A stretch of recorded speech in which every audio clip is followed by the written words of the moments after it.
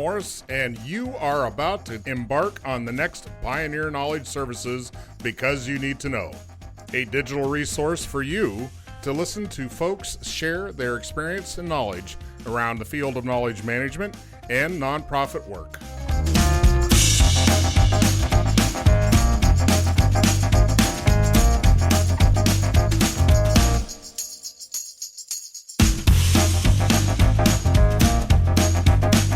Your company or organization would like to help us continue this mission and sponsor one of our shows, email byntk@pioneer-ks.org.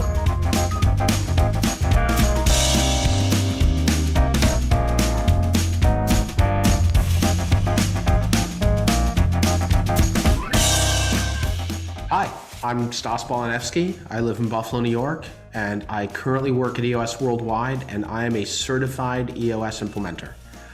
One of the last books I read was Never Split the Difference by Chris Voss, and it was important to me because it taught me a couple things. It taught me tactical empathy and some really great negotiation techniques. Chris was a former negotiator for one of the three-letter acronym agencies and wrote one hell of a great book. I was asked if I was stranded on a desert island what my top three must-haves are, and they were sailboat, GPS, and fresh water, so I could go. A way I stay connected with people is usually by inviting them out to drink. I am inspired when I see a leadership team gain traction, because that is the reason that I exist as an EOS implementer. Anything interesting around where you live? I'm coming to you from a building built in the 1880s that used to be grain storage in downtown Buffalo, New York in the Cobblestone District. This is just a concrete box that is really cool and has been rehabbed by our landlord, and it's interesting, and it's part of the rebirth of Buffalo. We love it. If you had to identify the hardest thing an organization has to do, what would that be? Lots of answers. All right, give me the top three. Sometimes it's just as simple as trusting themselves and getting out of their own way. Whenever I start an EOS implementation, I always walk in and I say, guys, listen, I'm not a consultant, right? I'm not like one of these young kids carrying a briefcase from McKinsey or KPMG or any of those places. I'm not here to tell you what to do. The answers are in the room. I'm here to teach, facilitate, and coach. Facilitation being the thing I do the most. So back it up a little bit. What's EOS? EOS, Entrepreneurial Operating System, based on the book Traction, written by Gino Wickman. Okay. It is a way for us to harness the human energy of a leadership team, get everybody rowing the boat in the same direction to get to places where teams are stunned that they got to. So how difficult is this to do? It's another one of those sort of half answers, right? EOS is very simple, but it is not easy. Okay. We believe that people need three things, right? Executives need three things: a peer group, an operating system, and a coach. I'm going to back that up because I'm going to say that 78% of the people listening are thinking operating system is a software. Right. So why don't you explain what you're saying? So it's called the Entrepreneurial Operating System because this is how you operate entrepreneurs. Mac OS whatever is how you operate a Mac. Windows whatever is how you operate a Windows machine. And EOS is how you operate an entrepreneur. It is a way for humans to interact, and it is a way for them to run amazing businesses. What's the downside? Downside is it's a bright flashlight that you shine in every corner of your company. So what are you going to find when you get the flashlight? What are you going to find? Are you familiar with the puppies and cockroaches concept? Tell me about that. Okay, imagine there's a puppy in a dark room. You open the door and turn on the lights. What does the puppy do? Probably stares blankly. It usually would run to you.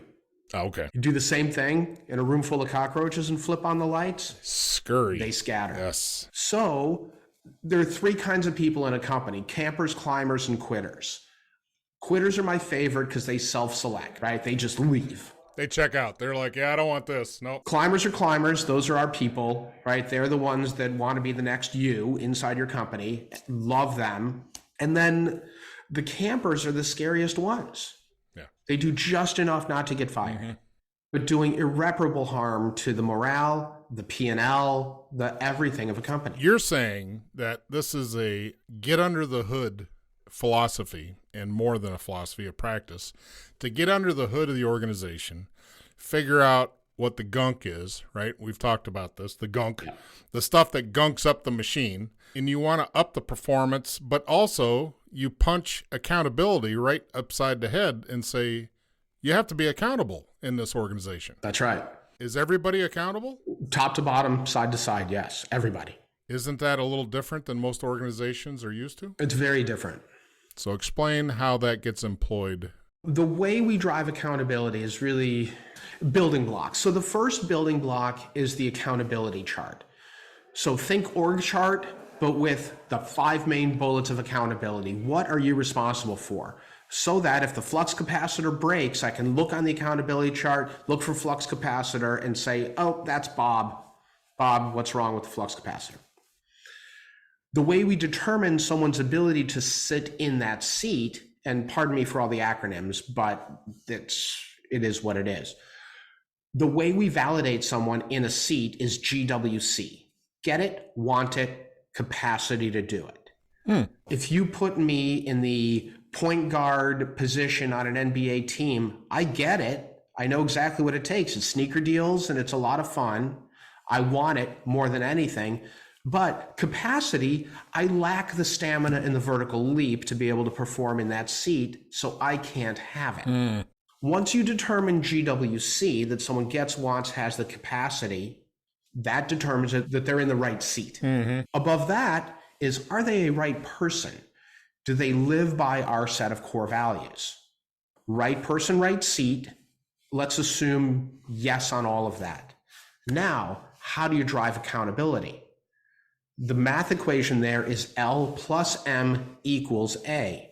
Leadership plus management equals accountability. Makes sense. You can't drive accountability if people have no context, if they're not given the right tools, if they don't understand where they're headed as a company and what their role is. So what we figured out, if somebody's a right person in the right seat and they are not accountable, that is 100% on leadership, because that means we are either not leading them or we're not managing them. But that's not their fault. You know the old saying, no bad dogs, just bad owners? Yeah. But you've heard it said 100 times that that's the whole thing. You have to provide structure. You have to provide an environment. You have to explain to people what winning looks like. You have to give them all the tools to win. Is this an HR thing? It sounds like you're talking about expected behaviors out of an organization, and you want to have people read on to this to be able to apply themselves to this and also be measured by it. So is this an HR function? It is run by the entire leadership team. Anything that touches humans, I would say, is an HR function. Yeah. But EOS is split into 6 key components. So the first component is the vision component, and that's figuring out where you want to go and how you're going to get there. The next component is the people component. So that's all about determining right people in right seats. After that is the data component, where we figure out all the things that the people are doing, like what are the outputs that we're getting? What are the activities that we're engaged in, giving us a leading indicator of future performance? If any of that is wrong, the next component is the issues component, where we identify, discuss, and solve issues for the greater good of the company.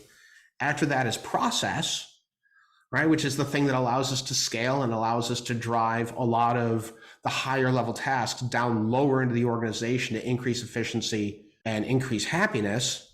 And then all that boils down to the 6th and final component, which is the traction component, where we live in a 90-day world, starting and ending projects quarterly and having an appropriate meeting pulse with level 10 meetings that allow us to make sure all of these ideas are actually becoming true.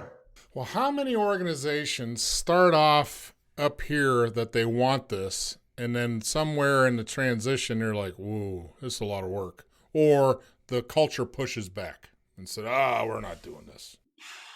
Okay, I'll give you 2 answers. One is sort of what we're told when we become EOS implementers, that 1 out of 6 of your clients will not graduate, meaning they will not get to 80% strong in the 6 key components. Okay. That is an average across thousands of companies and a variety of reasons. Economic, system doesn't work for them, whatever. I'm just trying to do the math on my ratio.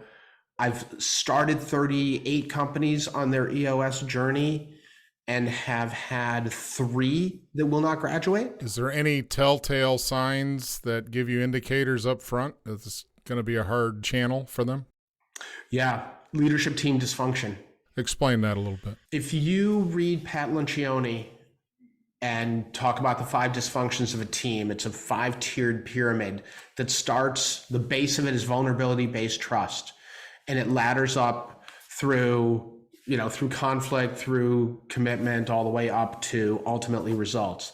Teams that lack vulnerability-based trust and don't go that way, they tend not to make it. Is there an industry or business sector that does this well versus another? No. No? Well, no. I mean, it's 10 to 250 employees, entrepreneurially minded, looking to grow, hitting a point of inflection. They don't know what they don't know, but they're eager to learn. The ones that are like, I know everything, and then they don't need us because they won't buy us anyway. It's fine. You're treating the organization as a software implementer of its own organization. Correct. It feels like software because it has a set of, it's interesting. It has a set of commands, right? It has a set language, but instead of operating hardware, you're operating humans. That's a great philosophy. So how does the upgrades happen over time? As personnel floats, let's say you've got you're saying there's a graduation scale or a graduation level of an organization that graduates. That's the terminology. All right. So once an organization graduates, what's the sustainment model to keep that perking along? Once they reach 80% strong throughout the entire organization in each of the 6 key components of EOS, the habits have been so deeply ingrained into the organization that it's a flywheel. It just runs. Some of those graduates will have me in for their annual. So I'll run a 2-day annual for them as I had in previous years. And it's awesome because it's a homecoming, right? I get to see people that I haven't seen in a year. I get to see their growth. I meet new team members that are up to speed on EOS, and I didn't teach them how to do it. So that means that the organization is like, that flywheel is just spinning. The potential is unlimited because you're giving the process and orientation for personnel to operate in a very proficient manner. Here's the goal. The second most recent EOS book that came out, the realization that Gino and his co-founder Don Tinney came to is companies that run on EOS have a tendency for their people to live what they coined as the EOS life, which is 5 pieces: doing what you love with people you love, making a big difference, being compensated appropriately with time for other passions. Gone are the days of 2,600-hour years. What's the smallest sized organization you would want to deal with? 10 people is usually the smallest. I have dealt with smaller, some with great success. That is exception, not rule. You generally want to have a professional leadership team, meaning that the people that occupy the seats, if you look at the simplest organization of a marketing and sales seat, an operations seat, and a finance seat with an integrator to keep the trains running on time, those 4 people all need to be leveled up and similar sort of speed and ability and acumen. So is there a shortcut to all of this? To running on EOS? You've been operating in this system for a while. Are there shortcuts that a small organization, other than probably buying the book, I'm assuming that's a plus up right there. Right. Buy the book and start to gather some knowledge on how this all works. Curious, if you've got a small nonprofit and you're wanting to start professionalizing the organization to get better, what would be some tips that you could give them if they did not want to go down the road of EOS just yet, but what would be some tips that would aid them in helping to get there? I think clarity. Clarity is one thing that's very important. Getting everybody around the table, whoever your co-founders are or your friends or your buddies, let's get crystal clear on where we want to go and what we're accountable for, right? If you and I spin up a business and you're doing sales and I'm doing sales and we're doing it differently and we're just sort of hoping for results, we're going to step on each other's toes. We're going to create confusion in the market and we're not going to be as good as we can be. If you're an amazing opener and I'm a great closer, then I would flip that thing on its ear and say, you go and open as much as you can, and I'll go and close as much as I can. So it sounds that there is a true understanding and assessment of the capacities, just in that example. You understand the capacities and the limitations, and then address that as such with this clarity as you keep bringing up. And to go back to the accountability piece, like in your instance of the two guys selling, if there's no accountability to the strategic importance of working in unison or having a formal system in play, whatever formal level that is, at least something, right? It's better to have something than nothing, because then everything is just a wish and a dream at that point. I hear what you're saying. And one of the things that I really liked about this EOS is that you get the parameters, and I want you to speak to this a little bit. That's why I'm throwing it this way. A lot of the gunk in operations is the meetings. The thing that probably is 70% of most people's days in the world of remote work is attending and being part of these meetings. Can you tell us a little bit of how the construct of meetings in EOS is viewed? It is the linchpin in the traction component. It is called the Level 10 meeting because Harvard Business Review did a survey, a couple thousand people, typical HBR kind of stuff. When they tallied up all the votes, people were having Level 4 meetings. So a Level 10 meeting starts on time, ends on time, same time of day, same day of the week, same agenda. It allows for a human connection, allows for reporting of measurables, projects, customer employee headlines, to-dos that were committed to the previous week. So you have an accountability piece, and all that takes 25 minutes. It is rapid fire, on track, off track, done, not done sort of stuff. And then you have 60 minutes for what we call IDS, which is identifying, discussing, and solving issues. Most issues, as they present in a company, are not the issue. They are the symptom. Can you give me an example of that? Can you work that into an example? Sure. CFO kicks the door in and says, we're running out of money. Okay. That's not an issue. That's a problem. Okay. Right? Yeah. So then you go down the path of the 5 whys. Why are we running out of money? Mm-hmm. 2 ways to run out of money. Insufficient revenue or expenses are too high. Which is it? Revenue's down. All right. So we've just eliminated half of all possible problems. Why is revenue down? Competition. Why is the competition beating us? They have the new Widgetron 2000. It's better than our widget version 5. Okay. Do we have a competitor for that? No, we do not. Why not? Well, because we haven't developed a new product in 6 years. Aha. The problem isn't we're running out of money. Yeah. The outcome of not having innovation and losing product market fit is the reason we're running out of money. So the thing to solve for isn't let's go get more money. Yeah. Right? Because the CFO could be like, I can go leverage this, I can go get a bank line, I can blah, blah, blah. You're solving for the wrong thing. You need the Widgetron 3000. So you're saying you need to have a Columbo at every meeting in order to dig down to the real question and the answers. And the magic happens when everybody's Columbo. Ah. When everyone's like, okay, what about this? Yeah. When you get to a no wrong answers kind of approach and people are allowed to sort of yes and their way through a set of questions, it's really powerful. So what was that first layer of the pyramid you said? What's the base layer? Vulnerability-based trust. Trust, yeah.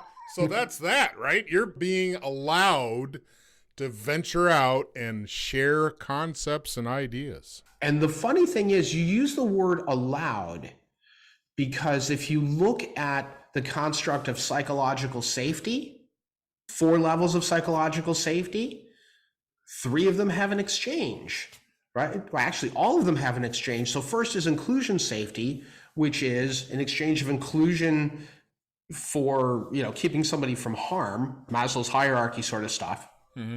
Next is learner safety. And the social exchange there is learning for the ability and the desire to learn. I will teach you if you learn. Next is contributor safety, which is, the social exchange there is autonomy in exchange for results. Mm-hmm. And then above that is challenger safety. And the exchange there is air cover for candor. Yeah. Which is awesome, right? Yeah. I will protect you if you're candid with me. Mm-hmm. You BS me, that air cover goes away. But I will make sure you're safe. Tell me everything you see that's wrong with this business. Who couldn't stand that kind of candor? I mean, that really is the essence of understanding and organizational learning, to have that flexibility and engagement, like you're saying, with this social construct of being able to communicate, share, and not feel threatened. Mm-hmm. Yeah, but to answer your question, although it was rhetorical, I'm going to answer it anyway. Who can't handle that? People with ego and fear. Don't tell me I'm wrong. Yep. I don't want to know. I'm smarter than you. I've heard of people like that. Yeah. No, thanks. Those type of people are not very good sharers to begin with. They're not. In my judgment. Your judgment is correct. I feel so validated. Thank you. I'd tell you if I thought you were wrong. Out of all this, can you define for me what knowledge management is? I would think it's the sum total of all of the knowledge of all of the people inside the organization. Yeah, I would say that's probably a good assumption.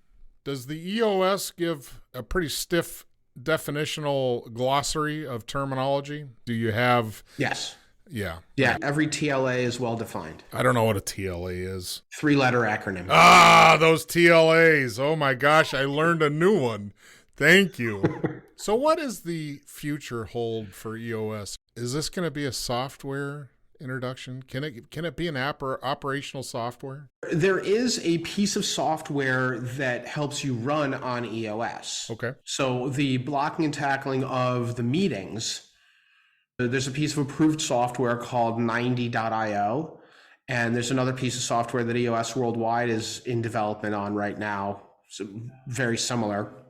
Yeah, the software is a great crutch, but we can do this with flip charts and note paper.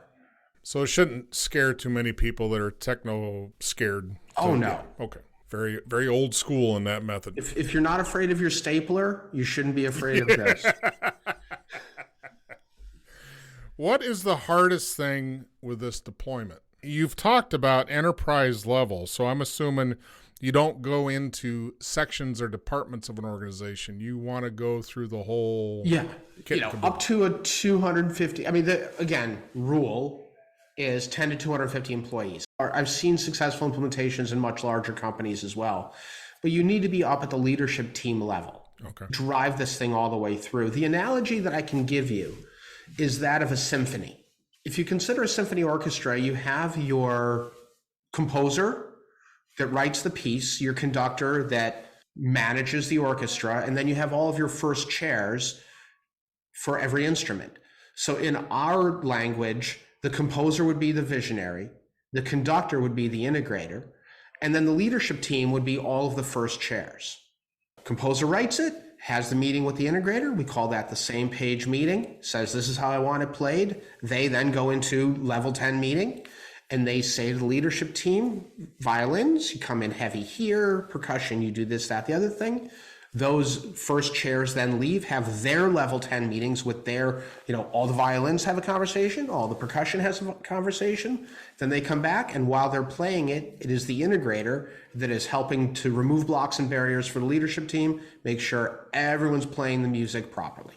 Well, it has a lot of paradigms similar to a military construct in that there is one mission. We'll say the pinnacle, this is the mission, and the mission constantly changes. But for this discussion, so you have the mission, and then you have all these echelons that have certain components within this operation that have to have certain times and hash marks and departure lines and all these things that have to be coordinated. I mean, it's a huge coordination effort across a lot of territory. Mm-hmm. Does EOS apply in a multinational or a large regional stretch? Does it matter if they're all co-located? Oh, no, using this construct, you can be absolutely distributed because you know that you have one central rendezvous point. You are guaranteed 90 minutes of strategic time with your leadership to do that. Mm-hmm. Mm-hmm. And it's interesting, the one you mentioned one military construct that exists in EOS is that of disagree and commit. So we have vulnerability-based trust. We are able to have really good debate. Everybody has challenger safety. And after the integrator has heard everybody, they get the privilege of breaking all ties. The tie could have been 7-1 against them. And they can say, all right, I hear you. We're marching east. And everybody says, okay, even if they disagree. So there's none of this, well, I said west, but Bob said east. Yeah. Nobody ever listens to me and blah, blah. Right, none of that. That dissension is probably a very normal human reaction to nobody listening to me. But the counter to that is in this construct, you're given the responsibility to agree to this construct to begin with. That's right. You're buying into this hook, line, and sinker, and you don't get to say, oh, back out of that, because that's a commitment. I assume you're asking folks to commit to this. Well, that they have to be committed to this. I'm asking them as people to commit to each other to be the best leadership team they can be. In terms of the business committing to EOS or an EOS implementer, there's never a commitment because we can't want this more than you. Yeah. We have an implementer who shall remain nameless, says, listen, man, if you got to drag them in, you got to drag them around. And that is not fun for anybody. That's a lot of work. I know, right? Not worth it. Yeah. Well, but what I'm saying on a commitment piece, so you roll this out and all the folks in the organization have to buy into the parameters of what this is. Yeah. So they can't, at that point where everybody wants to go east and one person said, nope, let's go west, they can't be part of the naysay and negative group in the background murmuring to themselves. You want to have expected behaviors expressed, so there cannot be this wishy-washiness. Yeah, and you said people have this huge percentage of their time in meetings. One of the reasons why is that freaking meeting after the meeting, when the actual decisions get made, that doesn't happen. We have a level 10 meeting, leadership team is there, decisions get made in the room. They get articulated as to-dos that you agree to, and you leave that meeting on time. Yeah. I'm not coming back to you later saying, yeah, that to-do that I agreed to do, I'm not actually going to do it. Get out. Just get out. Well, and there's a public display, so to speak. So if you're going to be in a group meeting and you had a to-do last week and you're like, yeah, I didn't do it, everybody's going to know. Well, so does that play into this? Is there some psychology there of group ownership of, hey, oh, yeah. Hey, you said you were going to do this. Yeah, the psychology is very real. And I had someone in my room yesterday. He was talking about how all of the work that they did, they turned in their first set of rocks. So their first set of 90-day priorities. And they had a stunningly high rock completion ratio for a brand new team. The integrator said, listen, this stuff would have gotten done, but certainly not by today. Okay. Said I had a deadline for today's meeting. I knew, 13 weeks ago that I was going to have this stuff done. And every week I declared that I was on track. There was no way I was going to show up and not have this stuff done. Mm-hmm. And the stuff that wasn't done, it was declared early that it was off track. That's a sign of bravery. It's a sign of team health. It's a sign of all that stuff. It's a sign of maturity, right? I mean, organizational maturity to say, you know what? Hey, it's not going to happen. Instead of hiding behind something and hope nobody sees you, you just own it. Well, those are your campers. Those are your campers. So walk me through those three again, please. Campers, climbers, and quitters. A buddy of mine that I worked with for a decade, he used to always say, man, there's campers, climbers, and quitters. And it's true. The climbers are the climbers. They're unbelievable. You see where they are. You see what they're doing. All you have to do is just give them tools, get out of the way, and cheer for them when they win, or pick them up when they crash, because those crashes are violent. The quitters, they get scared, they cut bait. Fine. And then the ones that are basically, Scott Adams had a really great book, a really great Dilbert book, where the main premise was to lay low and not make the big mistake.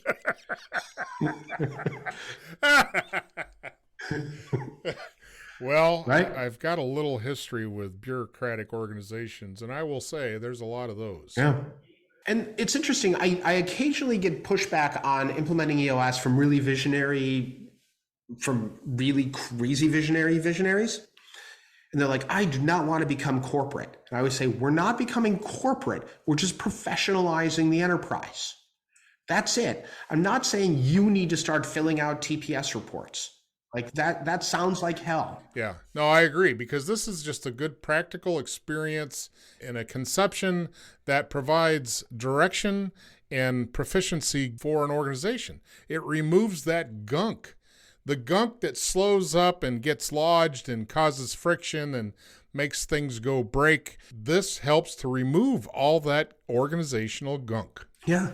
I had a guy during a leadership team annual, 2-day annual, halfway through day 2, says, you know what, guys? I don't think this is for me. We're like, what do you mean not for you? He's like, this blooms off the rose. This place is not interesting enough for me. This isn't going to work. Okay. It's not going to work for me. So for the greater good of the company, I'm out. Congratulations. We're like, wow, damn. All right. 2 questions. Are you leaving right now? He's like, yep, I'm leaving right now. I'm like, all right. Question 2, are you coming to dinner tonight? He goes, hell yeah, I'm coming to dinner. Right? So he quit. He effectively quit. Still friend of the company, still friend of all the founders, still went to dinner, had an amazing time. He's like, I now know what a dog feels when the leash breaks. He goes, this is awesome. Interesting. Yeah. He was like, this is not for me. You are my people, but this company is not for me anymore. The people that got you there are not necessarily the ones that are going to get you there. So he was like, I want to go do different things that do not align with the core principles of this company. Our core focus is different from what I want to do professionally. But I wish you the best, and I still want to have a bourbon with you. Well, let's go back to that, because it brings up the concept of personal mission alignment, or your purpose, your personal purpose. You've talked about building out the purpose and the mission and the vision and all those things for the organization, but do you do it to the person just to see if there's an alignment? Because there's got to be a measurement of some sort. If it's not internal, it's external, something to say, hey, are you in or out? The measurement is the core values. Okay. That's what determines right people. And because if they're the right people, then they're going to look at our purpose, cause, and passion in our niche and be like, yeah, you know what? This is what I truly want to do. Mm-hmm. So if you look at EOS worldwide, our purpose, cause, and passion is to help entrepreneurial leaders get what they want from their business. My personal mission is to help companies grow. EOS Worldwide's 10-year target is 100,000 companies running on EOS. My personal 10-year target is $1 billion of client-side revenue growth. That's why I love being an EOS implementer, because I'm dead on aligned. We articulate it differently because I can't get to 100,000 companies and $1 billion of revenue side growth for EOS Worldwide. I mean, we do that, we probably do that every month. Month over month, 20,000 companies, yeah.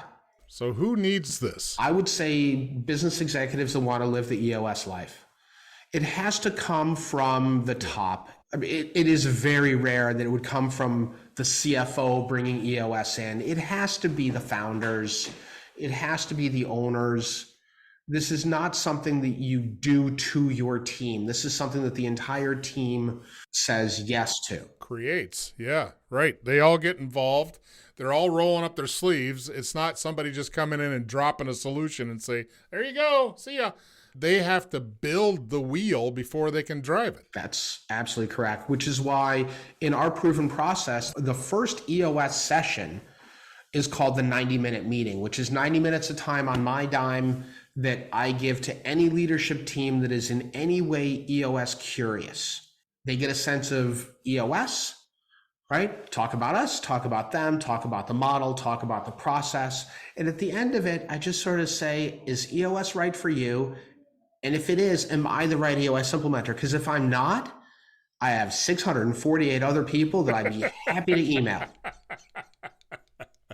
Well, that's a brilliant business philosophy, and I will say that it paints a rosy picture for a lot of possibilities for organizations. And as a knowledge management guy, I'm always looking for improvements of an organization's operations. Awesome. Well, this is just one arrow in your quiver of how to become a great company.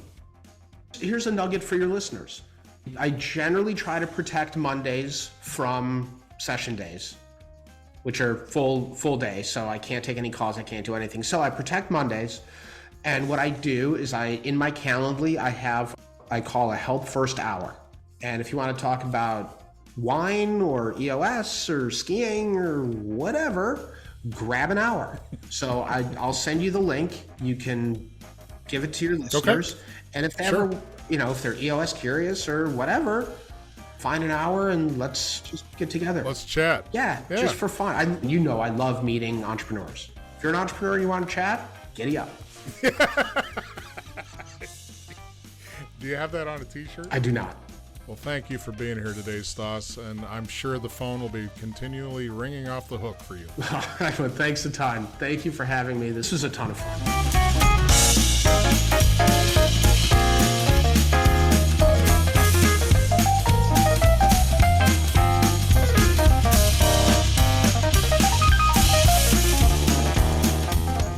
Just finished our latest Because You Need to Know, a public service of Pioneer Knowledge Services. Please join us on LinkedIn and find us at pioneer-ks.org.